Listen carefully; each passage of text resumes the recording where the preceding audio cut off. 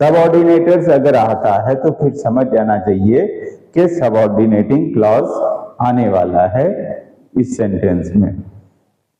This inform us forthcoming of subordinate clause.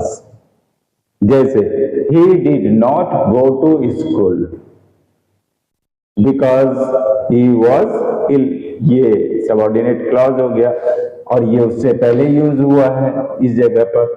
तो यहां पर सबऑर्डिनेट क्लॉज को ऐड करने के काम में ये यूज हो रहा है, इसलिए इसे सबऑर्डिनेटर्स कहेंगे।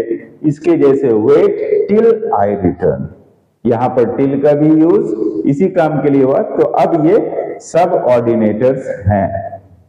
Because, before, till, whether, as, what, when, which, where, though, if, since, इन सब का यूज हम सबऑर्डिनेटर्स के तौर पे करते हैं।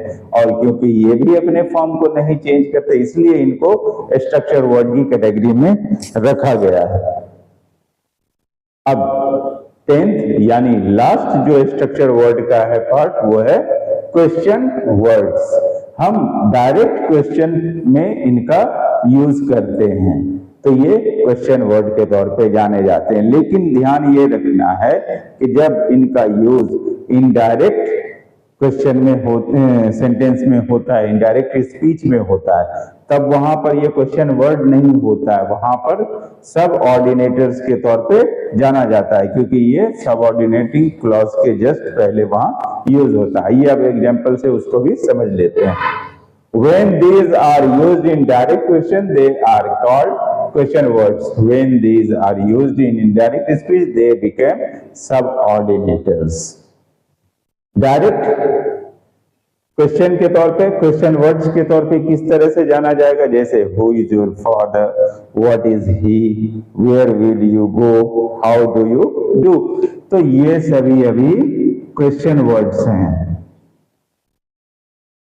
क्योंकि ये डायरेक्ट क्वेश्चन पूछने के काम में आ रहे हैं, तो ये सभी अभी क्वेश्चन वर्ड है। लेकिन यही सब ऑर्डिनेटर्स भी बन जाते हैं। कब बन जाते हैं ये देख लीजिए।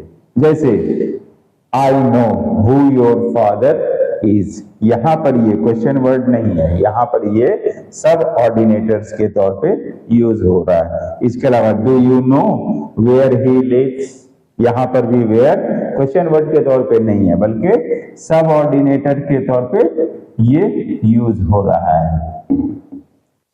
तो आज हमने क्लासिफिकेशन ऑफ वर्ड्स अकॉर्डिंग